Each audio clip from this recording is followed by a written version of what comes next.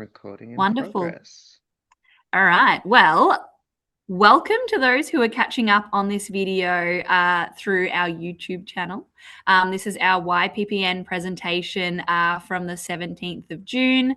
My name's Jim, and I'm very excited to introduce our speakers for today. We have Zinny, River, and Shanay here from Hunt for Change. And I will hand over to the three of you now. Thank you. Thank you, Jim, and thank you, Beck, for being on tech. Oh my God, it rhymes. You should make that your catchphrase, Beck. Um, Anyways, thank you all for joining today. Good to see a lot of familiar faces. As Jim said, I'm Zinny. I'm the founder of Hunt for Change. Today, I'm joined by two of my lovely team members, River and Shanay. We're going to be taking you through what Hunt for Change is, where it came from, and how you can get involved. So, start off with a little bit about me. I know a lot of people here already, but I'm Zinny Hunt. I'm a social impact fellow and scholar, currently doing my grad cert in social impact at Swinburne. All of my work's based in systems change and youth engagement and lived experience integration across a bunch of different roles. But the important one, the important role I'm representing today is, of course, Hunt for Change. We'll get a little bit more into what exactly Hunt for Change is in just a moment. Of course, you can see a bit on screen there. But importantly, the rest of the team. So, for those that aren't here today, we also have Benusha and Connor Paul as a part of the team. But I'll throw to River or Shanay, whoever wants to jump in first, to introduce yourselves.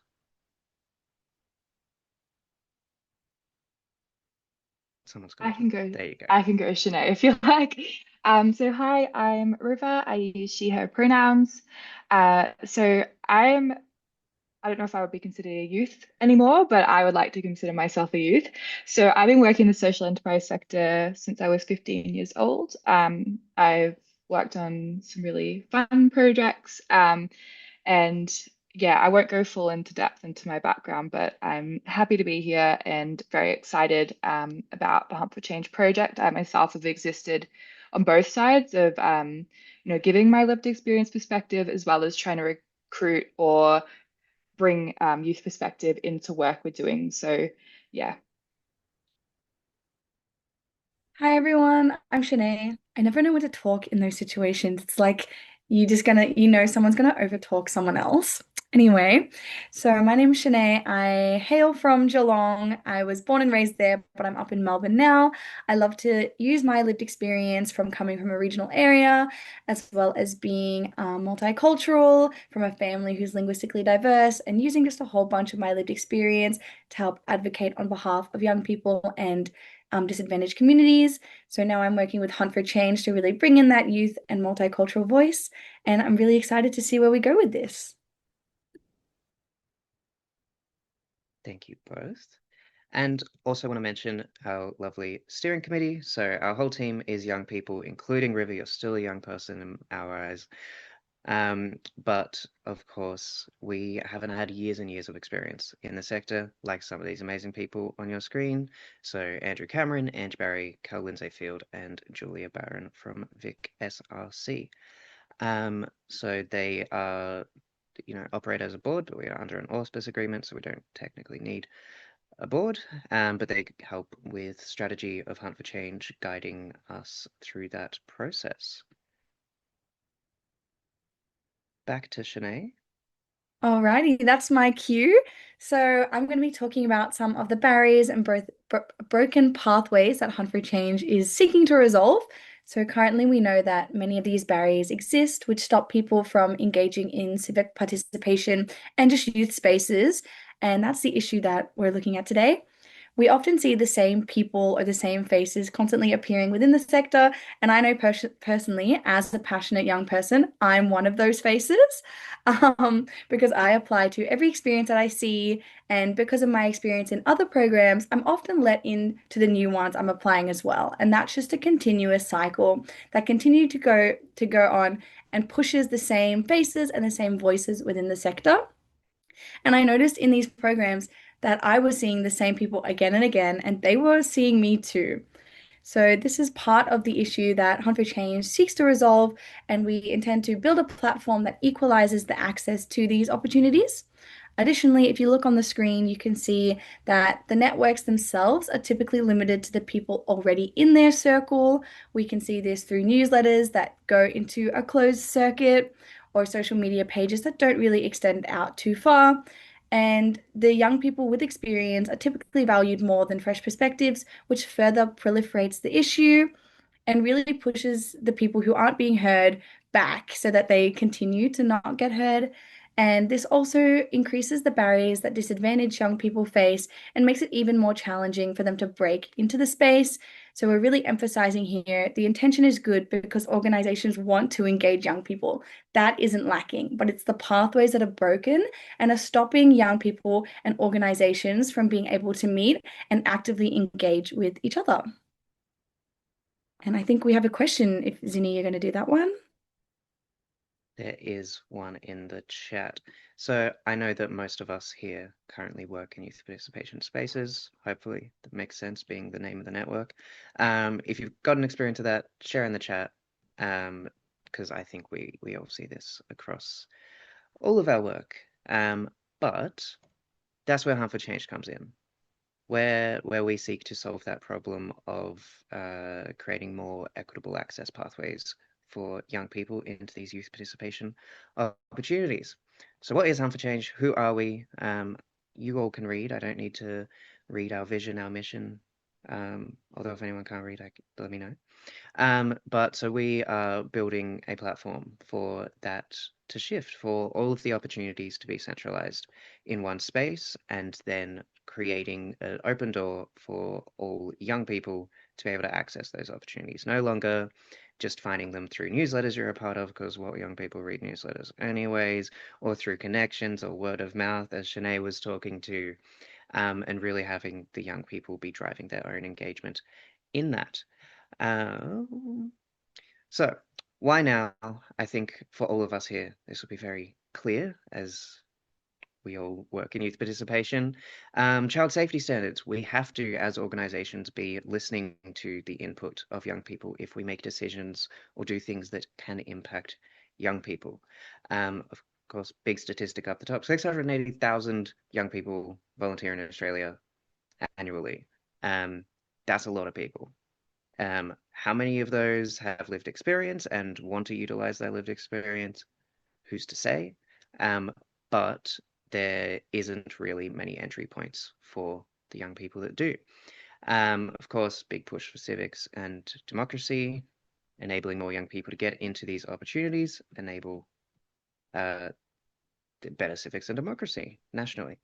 Beyond the usual settings as well, looking beyond where we currently access young people. I don't love that word, access young people, find young people to participate.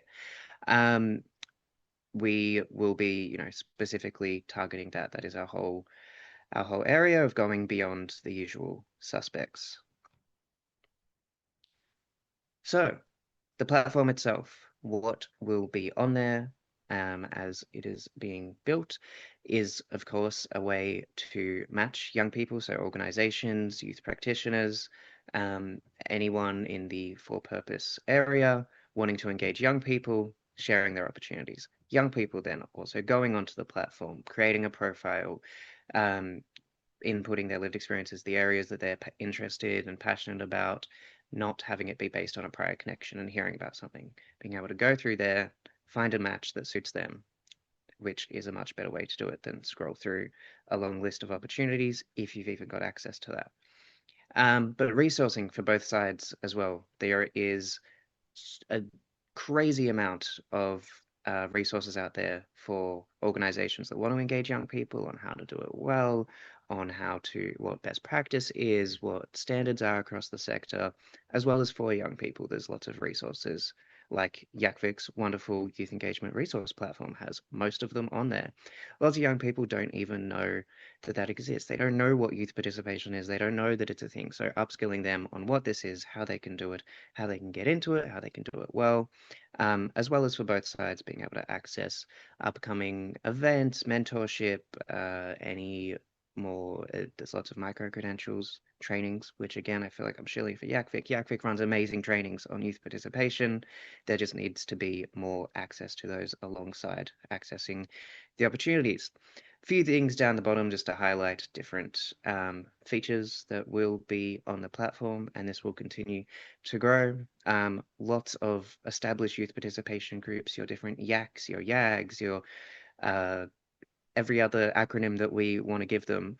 There exists a lot across the space, and there's been a consistent discussion that we've been hearing on wanting more knowledge on who else is doing something similar, on who else is running a youth advisory group with a similar cohort or different cohorts and wanting to collaborate. So there'll be a spot to amplify those existing and established youth participation groups. Of course, opportunities listings, young people being supported and being able to create their own profile, that skills and resource portal, as I mentioned, advocacy around youth participation and, just through these opportunities, what amazing things are currently happening, and access to the events, trainings, and networks. I find out about a new youth engagement network every other week, and that's just because we're well connected here. There's so many people that do not have access to all those connections and just need one place to go to, hey, what's going on in the sector at the moment? So, just a nice little graphic. We all love a good graphic on how this works. For young people at the top, of course, you find Hunt for Change in our many streams that we will be working in to engage more young people, create a profile based on your skills, your interests, your lived experiences, building skills through that resource portal, finding and applying for opportunities, organizations, similar, but on the other side. And then the match, with the end goal being that the young people are able to participate and genuinely heard. They can then, go on to access more opportunities, training, mentorship, find what really fits them. And of course, for organizations, being able to engage a diverse range of young people well and ethically. So, where we're at, foundation phase currently in the phase one of this work. It's been many conversations over the last year, but now things are really kicking off. So we have finalized our auspice partnership, which will be announced soon. No, I think I can say through Foundations for Young Australians. Um, so that's, of course, to receive DGR status for those that know the nitty-gritties of being a charity. And we are growing the key partnerships for our pilot program when this launches. Key part of that is many of you and all of the other people I'm having conversations with is that we don't want to build it at the sector. So if you'll see in phase two, as we build this tech with our tech partners to, I shouldn't have MVP in there and give jargon, the minimum viable product, the foundational product, we will be continuing to run focus groups with young people as well as focus groups with organizations, with youth workers on how the platform, how you want to utilize the platform, how young people want to utilize the platform, how people want to share opportunities, as well as looking at spots for collaboration and partnerships. Who out there has these amazing resources that we need to be able to send more young people to, send more organizations to? Phase three, Victorian pilot, piloting in Victoria, because that's where we are all based, measurement and evaluation, through Centre for Social Impact at Swinburne, if anyone's familiar with them. Young people will continue to shape the platform. We will continue to be iterating that and, of course, centering that on human-centered design, which we have some lovely tech consultants focused on. Past that, for anyone, the first question as always, but will you be going wider than Victoria? Eventually, yes. We need to start small. We need to make sure that it works. We need to get the idea down and get it working. Then national, expanding into states, we'll see what that looks like. Also, should have said at the start, feel free to put any questions in the chat, and we will respond to those as we can. But I believe then over to River. Hi everyone, me again. So I know we've kind of given quite a quick overview of everything. And I know that if you're like me, it takes maybe a bit more of an in-depth conversation to ask questions and to get to know something. So we're kind of wanting to see this as the start of the conversation that we can then continue as a community. So we would love to connect with you and kind of figure out the best place for everyone in our work. So there's different ways people can work with us. So for our organizations, with our pilot, we're going to need partners, kind of helping shape the platform. They're going to get early access to it, kind of be, I guess, a focus group in a way. We also would love to be connected with funders to kind of help us back our infrastructure, young people as well. It's not going to be a great platform if there's just organizations and no young people. So if you can connect us with anyone in the sector, it will be signing for young people to sign up. It's going to be totally free.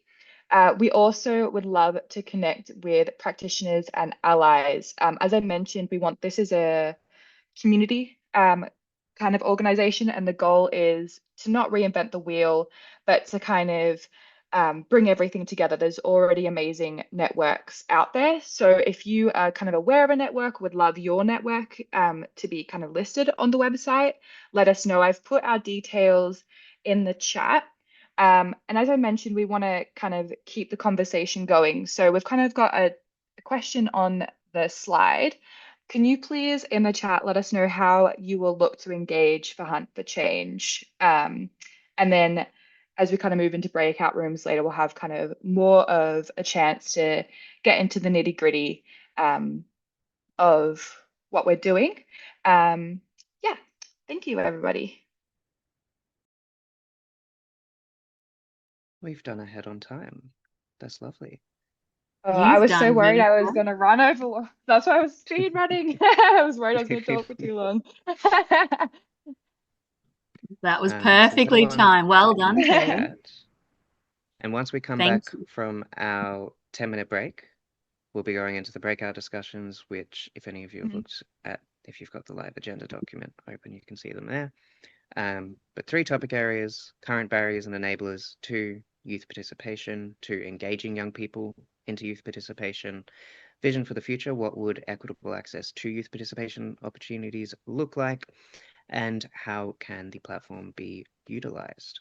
So we will be taking a break soon that Jim is about to lead us into, but just to have a think about which one of those, you pick which one at the end, and Beck will set up those breakout rooms. Thank you, Jim. Wonderful. Thank you. Thank you, Zinny. Thank you, River. Thank you, Shanay. Thank you for presenting on behalf of Hunt for Change. This has been brilliant. We'll wrap up our recording there. So we'll say goodbye to our friends who are watching this later on YouTube.